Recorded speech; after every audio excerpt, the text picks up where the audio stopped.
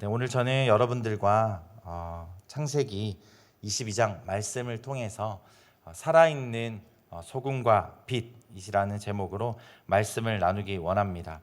사실 오늘 제가 와서 같이 예배 찬양과 기도와 또 말씀 순서까지 오게 됐는데, 제가 말씀을 전하지 않아도 찬양 가운데 또 기도 가운데 특순 가운데 오늘 귀한 메시지들이 다 담긴 것 같아서 제가 굳이 말씀을 더 나눌 게 있을까 할 만큼 오늘 매 순서마다 귀한 하나님의 메시지가 또 찬양의 가사에, 권사님의 기도에, 귀한 특순에 다 있었던 것 같습니다. 다시 한번 그 메시지들을 또 되새기면서 오늘 귀하게 주신 우리 창세기 말씀 통해서 함께 은혜 받았으면 좋겠습니다. 저는 지난 8월 7일부터 16일까지 9박 10일 동안 이스라엘 아울리치를 다녀오게 됐습니다. 양재 허브대학부 목사님과 멘토님을 포함해서 15명의 지체들과 함께 이스라엘 아울리치를 다녀왔습니다. 제가 2007년부터 12년까지 이스라엘 현장에서 5년 사역을 하고 안식년으로 와서 9년 동안, 그리고 이번 안식년까지 10년 정도 선교본부에서 함께 일하면서 한국에서 이스라엘로 한 3번의 아울리치 정도를 갔었던 것 같아요. 가장 최근에 갔다 온 이제 아울리치가 3년 전에 코로나가 시작되기 직전에 우리 대학 청년부 아울리치 팀을 데리고 갔었는데, 갔다 오고 나서 다시 아울리치 코로나가 터지게 되면서 이제 다시 이스라엘 다시 돌아갈 수 있을까? 이 코로나가 언제 끝날까? 하는 또 생각을 하면서 아울리치 다녀오길 잘했다라는 생각들이 들었었습니다. 근데 이번에 3년 만에 다시 이스라엘 문이 열리고 아울리치를 갈 수 있게 돼서 저 개인적으로는 너무 감사한 시간들을 보내게 됐습니다. 이번 아울리치는 저희가 이스라엘에 내리자마자 바로 베들레헴으로 이동해서 예수님의 탄생부터 시작해서 마지막 날 예수님의 십자가의 길까지 도달하는 그 예루살렘의 예수님의 여정을 따라가는 일정이었습니다. 어떤 사람들은 아니 그게 아울리치인가, 성지순례 아닌가라고 생각하실 수도 있겠지만, 이렇게 베들레헴과 또 십자가의 길 그리고 예수님의 전체 여정을 저희가 지나면서 또한 이스라엘에서 마지막 남은 그루터기와 같이 믿는 유대인으로 사역하고 계신 우리 메시아닉 주 현지인 목사님과 또 귀하게 남아있는 사역자들을 가서 위로하고, 또 그 교회를 방문하고 그 교회에 계신 성도님들을 위로하는 귀한 시간들을 가지게 됐습니다. 뿐만 아니라 이스라엘 아울리치는 모든 장소를 다니면서 예수님께서 걸으셨던 그 길들을 보고 또 말씀으로 그것들을 확인하면서 돌같이 굳어진 내 마음들이 눈 녹듯 또 사라지고, 돌같이 굳어진 내 마음이 또 온화해지고 또 부드러워지고, 또 우리 안에 있는 그런 모든 죄악들이 눈 녹듯 내려가는 또 회개가 일어나는 그런 곳이 바로 이스라엘입니다. 따라서 가는 곳곳마다 눈물을 흘리지 않을 수가 없고 회개가 터져 나오지 않을 수 없는 그런 곳이 바로 이스라엘입니다. 그런데 한 가지 함께 동행한 청년들의 고개를 젓게 만드는 일들이 꼭 한 가지씩 있습니다. 그것은 바로 유대인들 때문이죠. 이스라엘에서 살아가고 있는 사람들 때문인데요. 아마 여러분들도 여러 매체들을 통해서 이스라엘에서 살아가고 있는 유대인들의 모습들을 많이들 보셨을 거예요. 지금도 한여름이지만 검정색 모자와 검정색 옷을 입고 그것도 제대로 빨지 않아서 냄새를 풍기면서까지도 다니는 그런 정통 유대인들의 모습들을 여러분들 확인하실 수 있으셨을 겁니다. 바로 보면서 저 사람들 왜 저러지? 뭐 때문에 저러나? 라고 의아해하고 생각이 들 만큼, 그리고 고개가 가우등 결어질 만큼 이스라엘에서 유대인들의 모습들을 보면 또 좀 어색하기도 하고 이상한 생각이 들기도 합니다. 바로 그 질문에 대답이 될 수 있는 것은 바로 이스라엘 땅에서 살아가는 그들이 정말 눈앞에는 예수님의 모든 것이 펼쳐져 있지만 살아가고 있는 그들의 영은 죽은 채로 살아가고 있기 때문입니다. 바로 그것이 대답이 될 수 있을 것 같고요. 특별히 청년들이 더 의아해했던 것은 우리 집 앞이 예루살렘이고 우리 집 앞이 베들레헴이고 갈릴리인데 왜 저들은 율법에 갇혀서 율법에 매여서 저 무거운 옷을 입고 저렇게 살아가고 있을까라고 하는 그런 의구심이 많이들 들었습니다.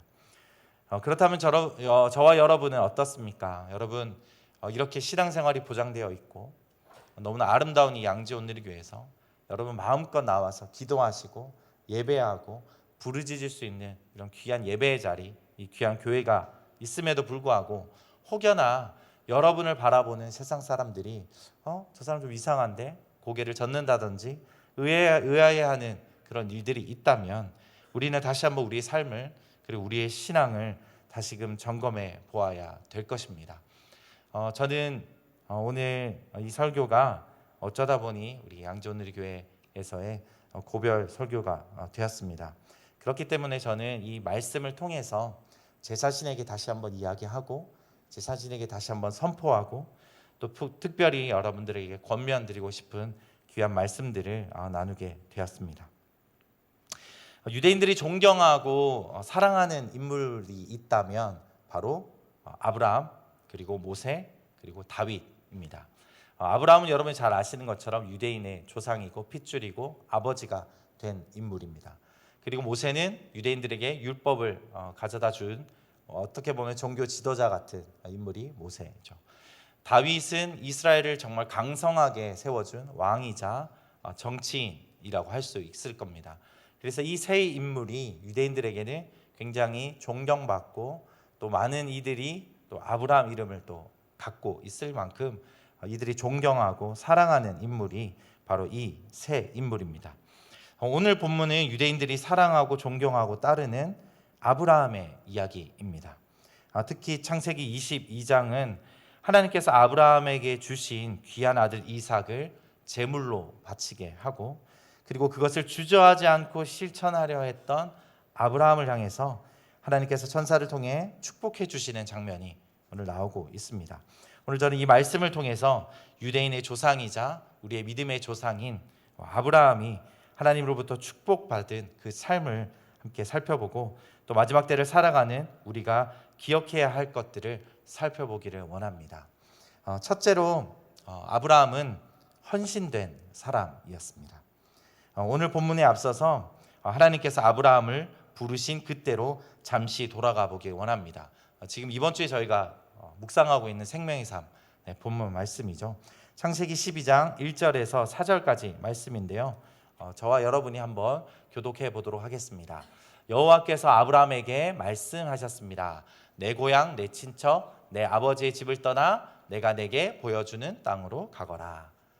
내가 너를 큰 민족으로 만들고 내게 복을 주어 내 이름을 크게 할 것이니 내가 복의 근원이 될 것이다. 너를 축복하는 사람에게는 내가 복을 주고 너를 저주하는 사람에게는 내가 저주하리니 땅의 모든 족속이 너로 인해 복을 받을 것이다. 그리하여 아브라함은 여호와께서 말씀하신 대로 떠났습니다. 롯도 아브라함과 함께 갔습니다. 아브라함이 하란을 떠날 때 나이는 75세였습니다. 아멘. 저희가 잘 아는 믿음의 조상 아브라함은 하나님의 부르심에 순종하여 하나님께서 가라고 말씀하신 가나안 땅으로 나아갔습니다. 그때 나이는 75세였고 하나님은 너로 큰 민족을 만들고 복의 근원이 될 것이다 라고 말씀하셨습니다. 그렇게 발걸음을 옮긴 아브라함은 아마 가나안 땅에 들어가서 이런 기대를 했을 겁니다. 내가 지금까지 자식이 없는데 이제 가나안 땅에 왔으니까 이제 내게 자식이 생기겠지. 하나님께서 자녀를 주시겠지. 그러나 아브라함에게는 자식이 생기기는커녕 마주한 것은 바로 굶주림과 기근이었습니다.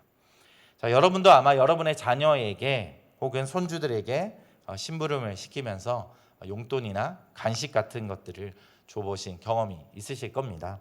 근데 심부름을 완수한 자녀들이 기다리는 것은 당연히 이제 용돈을 주시겠지. 혹은 내가 원하는 아이스크림이나 과자를 주시겠지 기대하고 있는데 그것을 주지 않거나 또 다른 심부름을 시키면 아이들은 엄청 실망하겠죠.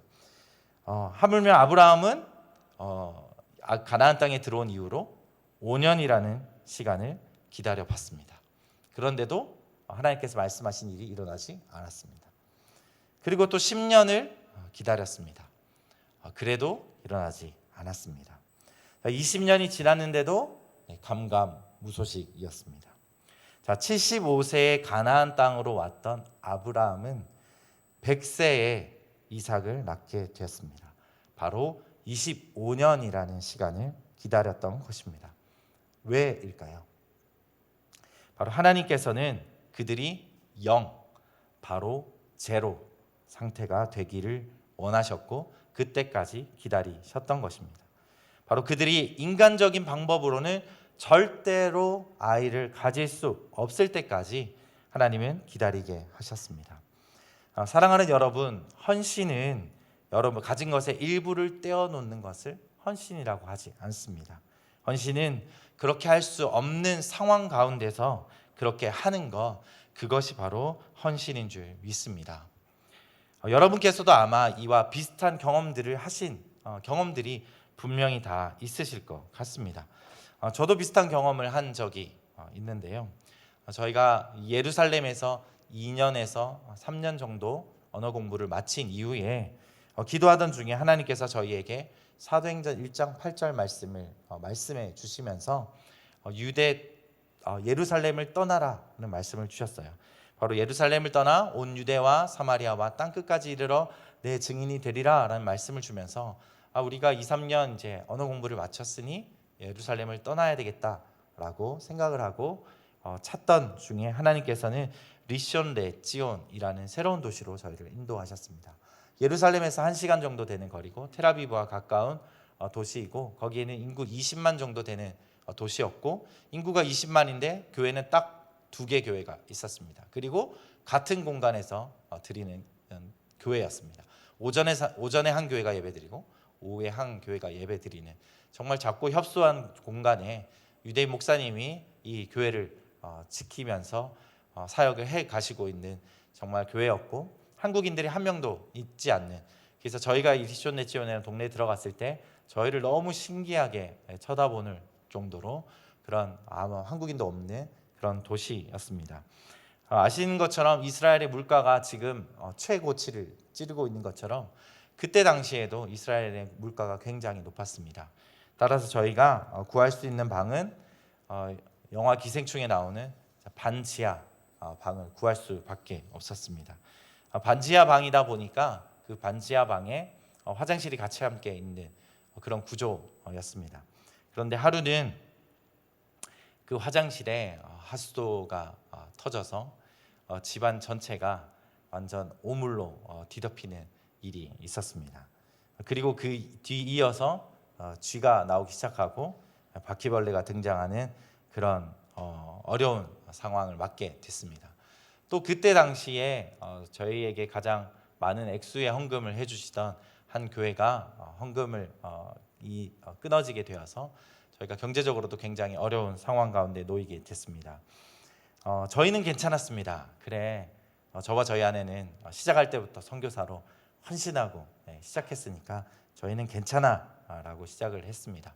그러나 그 시점에서 갓 이제 돌이 지나서 막 걸어다니기 시작한 저희 큰딸 우리 가은이를 보니까 저희의 마음이 너무 아팠습니다.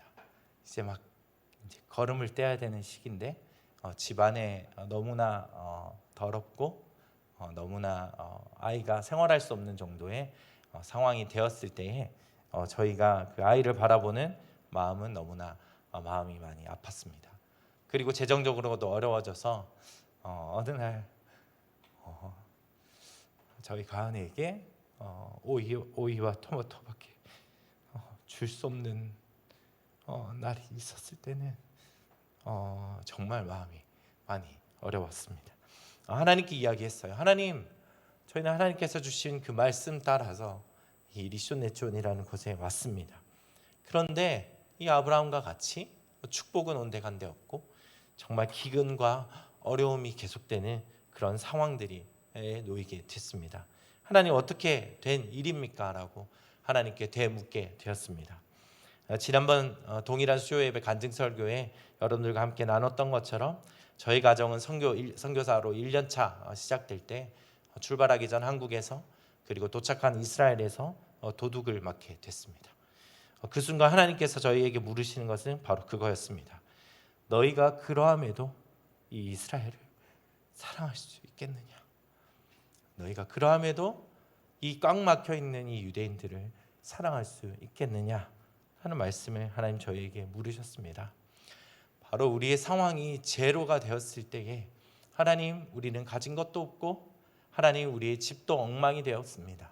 하나님, 이런 상황 가운데 놓였을 때에 하나님께서 우리에게 부탁하신 것은 네 주님, 그러함에도 저희가 이 인생을 들여서 이 선교지에서 유대인들을 위해서 또 이스라엘 땅을 위해서 사역하기를 원합니다 라고 고백하게 되었습니다. 바로 그 고백이 저희에게는 헌신이 되었습니다. 아무래도 하나님께서는 이 아브라함에게 25년 동안 기근만 주셨고 약속된 자녀는 주시지 않았습니다. 그렇지만 그 순간 하나님께서 아브라함에게 원하셨던 것은 그렇습니다. 주님, 제 힘이 아니라 아버지의 힘으로, 하나님의 힘으로 이 모든 일을 이루어 주시옵소서라는 고백을 원하셨던 것입니다.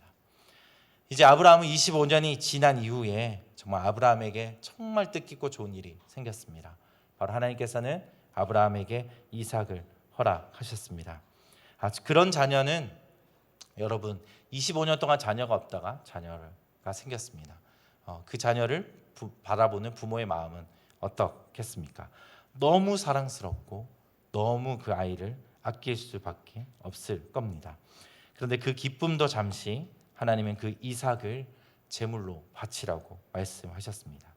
어떻게 얻은 자식인데 그 길을 가야 되는 그 아버지의 심정은 어떻겠습니까? 바로 아브라함이 모리아산까지 가는 그 3일 길은 정말 지옥과 같은 그런 시간이었을 수도 있었겠습니다. 그러나 그런 아브라함은 어떻게 했습니까? 오늘 본문 말씀 15절에서 16절까지 말씀입니다. 제가 한번 읽어보도록 하겠습니다. 여호와의 천사가 하늘에서 두 번째로 아브라함을 불러 말했습니다. 여호와의 말씀이다. 내가 나를 두고 맹세한다. 내가 이렇게 내 아들 곧 내 외아들을 아끼지 않았으니 내가 반드시 내게 복을 주고. 바로 이렇게 아브라함은 자신들의 힘으로 할 수 없는 그 상황 가운데 얻었던 100세에 얻었던 이삭을, 그 귀한 자식도 하나님께 내어드린 헌신된 사람이었습니다. 바로 그 아브라함에게 하나님은 축복을 허락하셨습니다. 살아있는 소금과 빛으로 살아가기 원하시는 사랑하는 성도 여러분, 저는 오늘 여러분들께 한 가지 권면을 드리고자 합니다. 드릴 수 있는 것이 없는 그때에 그것마저도 주님께 기꺼이 내어드려 주님의 귀한 축복을 받아 누리는 사랑하는 양지온누리교회 성도님 되시기를 주님의 이름으로 축원합니다. 그때 하나님은 우리가 누릴 수 없는 놀라운 귀한 축복을 우리에게 허락하실 줄 믿습니다. 아브라함이 이삭이 제물로 드리려 했던 그곳 모리아산은 바로 지금의 예루살렘이 되어 있습니다.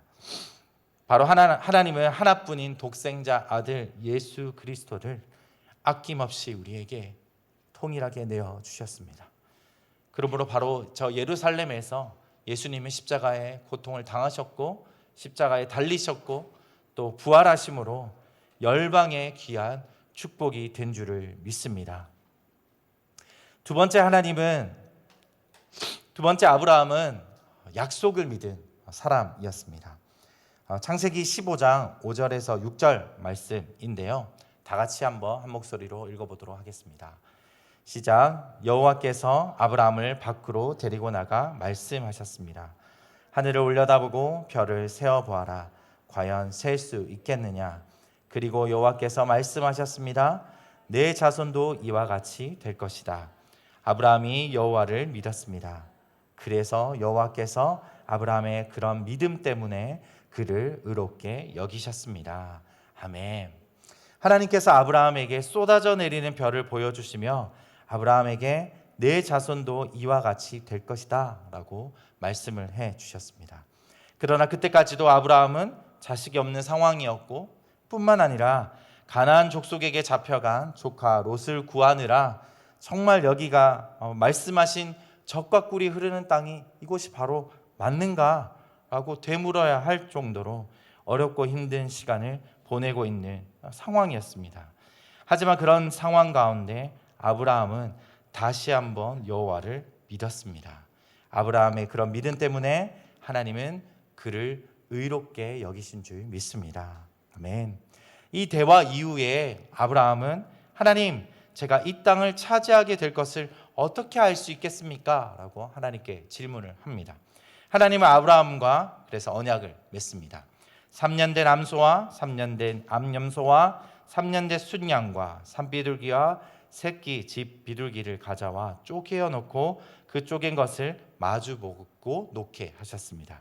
그때 당시 언약을 맺는 관습으로 쪼개어 놓는 그 짐승 사이로 두 사람이 지나가면서 우리가 이렇게 약속한 것을 지키지 않으면 이 짐승들과 같이 돼도 문제가 없다라는 그런 언약의 표시인 것입니다. 그러나 여러분이 잘 아시는 것처럼 이 아브라함의 언약은 아브라함과 하나님 사이에 맺어진 것이지만 하나님께서 일방적으로 성취하신 약속이셨습니다. 맺으신 언약이었던 것이죠. 바로 아브라함은 약속을 믿은 사람이었지만 다시 바꿔서 이야기하면 아브라함이 약속을 믿었을 뿐만 아니라 바로 그 약속을 이루시는 분은 하나님이시라는 겁니다.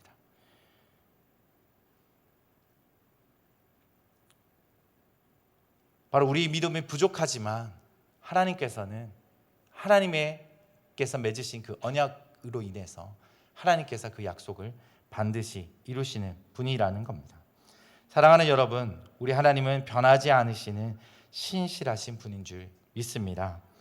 아마 양지 온누리교회뿐만 아니라 영종 온누리교회에서도 하나님께서는 동일하게 하나님의 계획하심을 이루시고 하나님이 뜻하신 것들을 분명히 이루시는 신실하신 하나님이신 줄 믿습니다. 아멘. 이렇게 언약을 맺었지만 아브라함은 가나안 땅에 온 10년이 될 때쯤 바로 사레의 여종 하갈을 통해서 자녀를 낳게 되었습니다. 그 이름이 바로 이스마엘입니다. 하나님은 이 이스마엘을 통해서 오늘날의 또 다른 한 민족인 아랍 민족을 탄생하게 되었습니다. 이번 아울리치 팀이 한국에서 이스라엘로 이동하는 동안 뉴스에는 크게 보도가 됐습니다.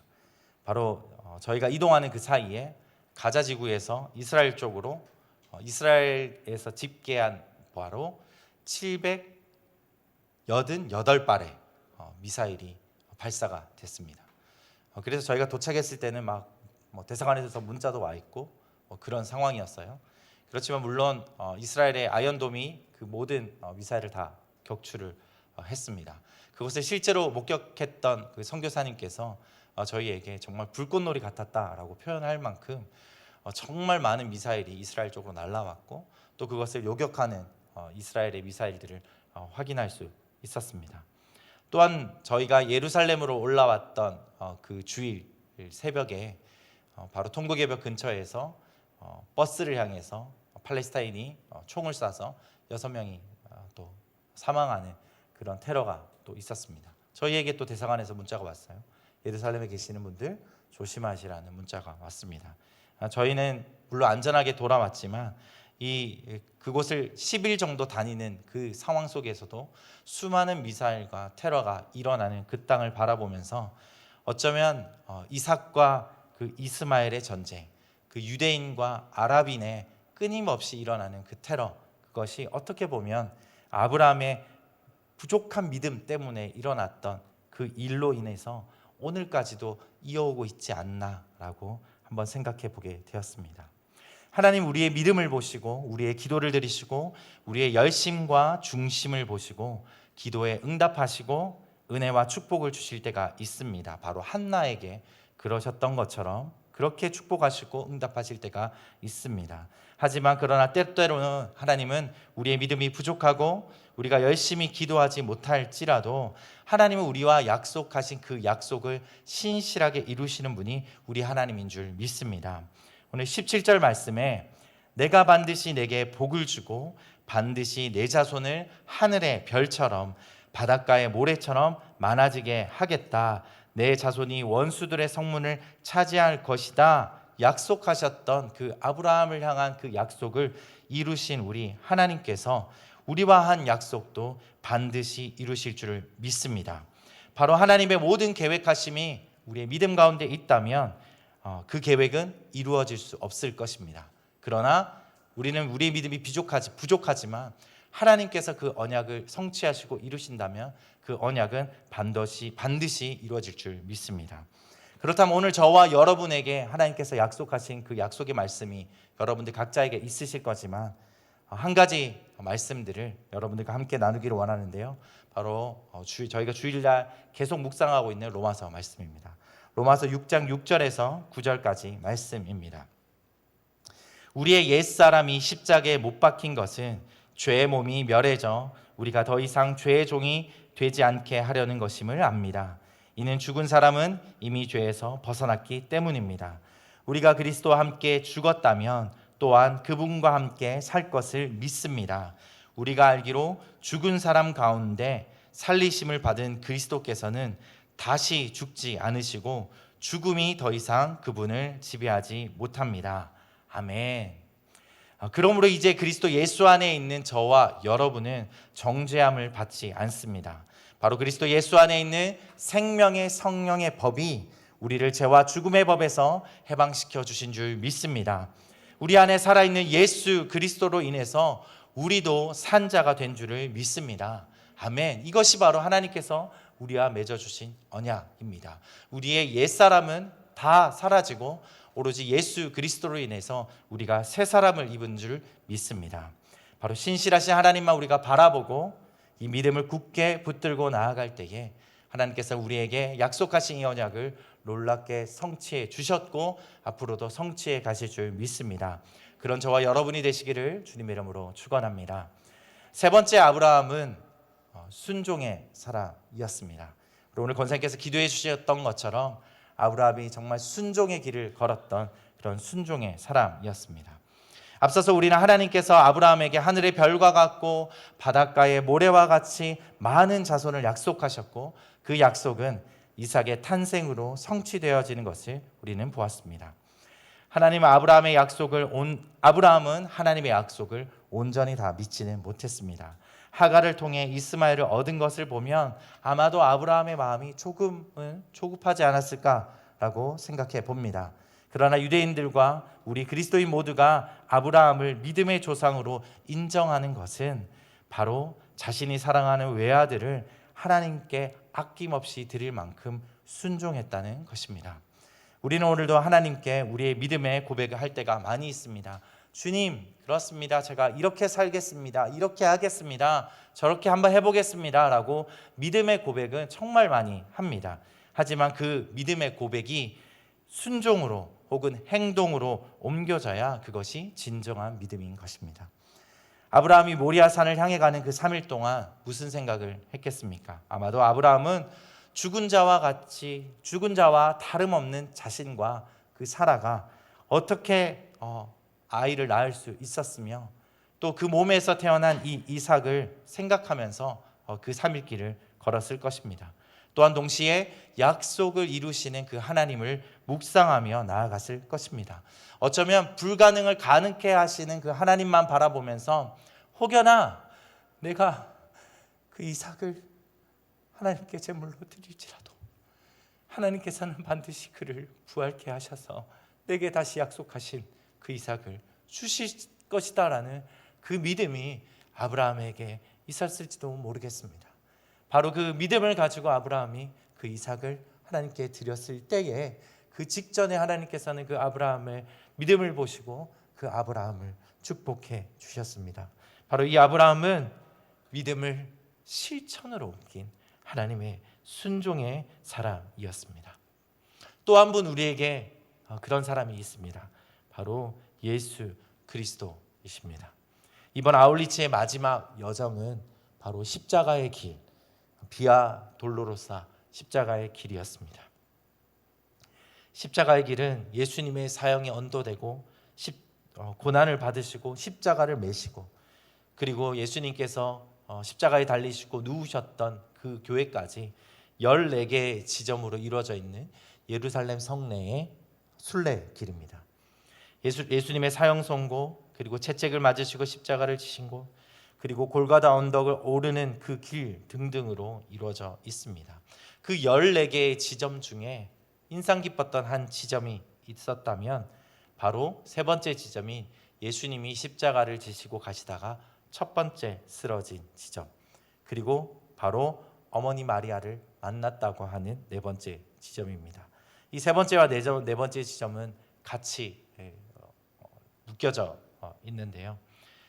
정확히 그 지점이 인지는, 그리고 그 순간에 정말 예수님의 어머니 마리아가 예수님을 만나서 무엇을 이야기했는지 저희는 다 알 수 없지만, 그 세 번째 예수님이 십자가를 지고 가시다가 첫 번째 쓰러지셨던 그 지점과 어머니 마리아를 만났던 그 네 번째 지점에서 우리는 그 예수님을 향한, 그리고 자녀를 향한 그 부모의 마음을 묵상할 수 있었습니다. 여러분에게도 다 자녀가 있고 혹은 손녀나 손자가 있으신 분들이 있으실 겁니다. 십자가까지는 아니더라도 이번에 코로나 혹은 열감기라도 우리 아이가 걸리면 그 자녀를 바라보는 우리 부모의 마음은 어떻습니까? 하나님, 제가 좀 대신 아팠으면 좋겠습니다. 저렇게 열이 끓고 잠도 자지 못하고 고통스러운 아이를 보면서 주님, 제가 좀 더 대신 아팠으면 좋겠습니다라는 기도와 마음이 아마 드실 겁니다. 아마 그 순간 예수님을 만났던 그 어머니 마리아도 예수님을 바라볼 때에 저 십자가를 내가 좀 질 수 있었으면, 저 십자가를 내가 좀 질 수 있었으면 어떨까라는 생각을 분명 했을 겁니다. 그리고 예수님을 만났을 때에 어떤 말을 했을지 모르겠지만 예수님을 위로하는 말들도 했을 텐입니다.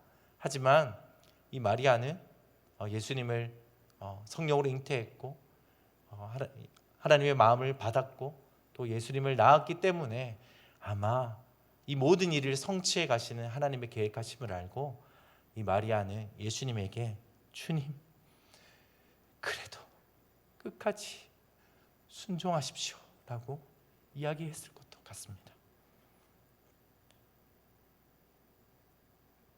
정말 자신이 이 십자가를 대신 졌으면 하는 마음이 들었겠지만 하나님께서 예수님에게 허락하신 그 길이라면 반드시 순종할 것을 아마 이야기하지 않았을까라고 생각을 해봅니다.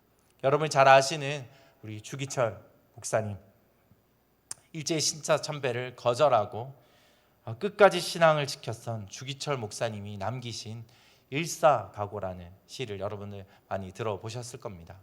우리 추계리에 있는 순교자 기념관 앞에도 우리 주기철 목사님의 일사각오가 쓰여져 있습니다.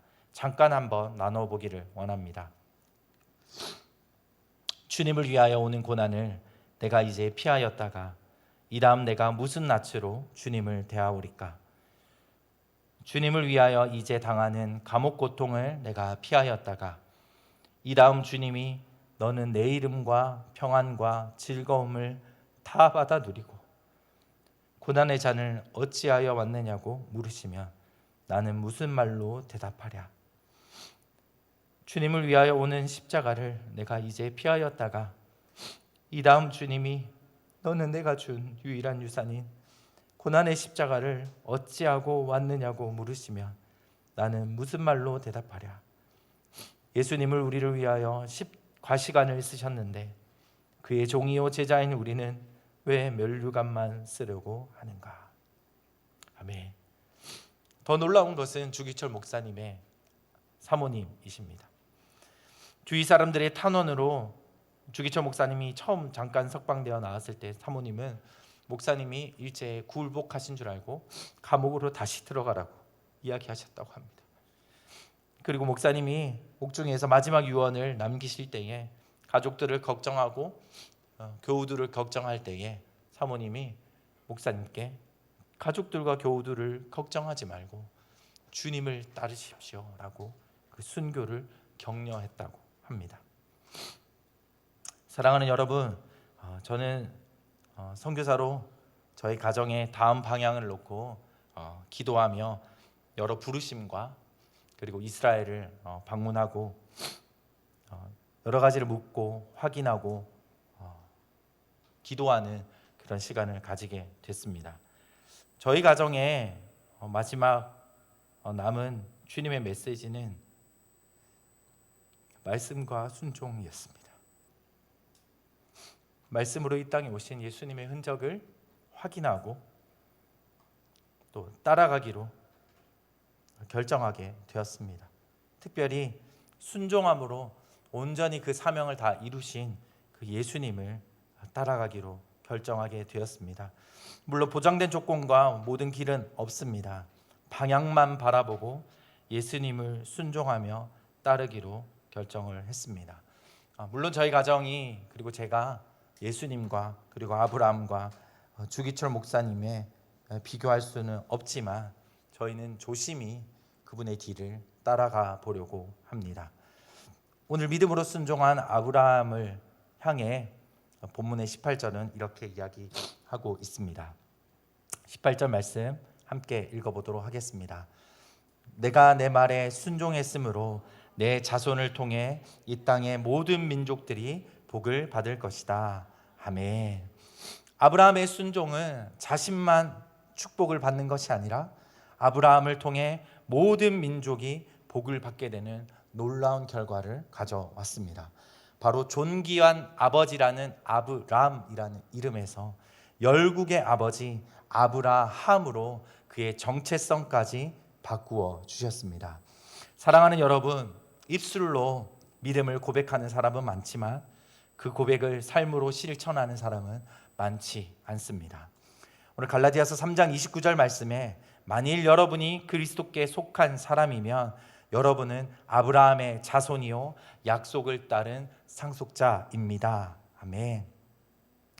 여러분, 우리는 모두 그리스도로 인해 아브라함의 자손이 되었고 약속을 따른 상속자가 되었습니다. 살아있는 소금과 빛으로 이 땅을 살아가기를 원하시는 사랑하는 양지온누리교회 여러분, 아브라함의 믿음을 따라 믿음을 삶으로 드러내고 여러분의 인생의 주도권을 하나님께 맡김으로 참된 복을 누리는 저와 여러분이 되시기를 주님의 이름으로 축원합니다. 네. 이 시간에 함께 찬양 드리고 기도하기를 원하는데요. 시편 147편 귀한 말씀으로 만들어진 찬양입니다. 우리 주는 위대하며 능력이 많으시도다. 그의 지혜 무궁하며 인자는 영원하도다. 상한 자들을 고치시며 상처를 싸매시도다. 별들의 수를 세시며 이름을 붙이셨도다. 그가 구름으로 하늘을 덮으시며 땅을 위하여 비 준비하시니 예루살렘아 여호와를 찬송할지어다. 내 하나님을 감사함으로 그 앞에 나가며 주 임재 앞에 경배해. 함께 이 찬양 들으시면서 오늘 우리를 지으시고 우리의 상처를 싸매어 주실 뿐만 아니라 별들의 수를 세시고 우리의 머리카락의 개수까지도 계수하시는 하나님, 우리가 기근과 가뭄 중에 있을지라도 구름으로 하늘을 덮으시고 우리에게 날마다 필요한 비를 허락하여 주시는 은혜의 단비를 허락하여 주시는 그 주님을 찬양하며 바라보며 고백하며 나아가겠습니다.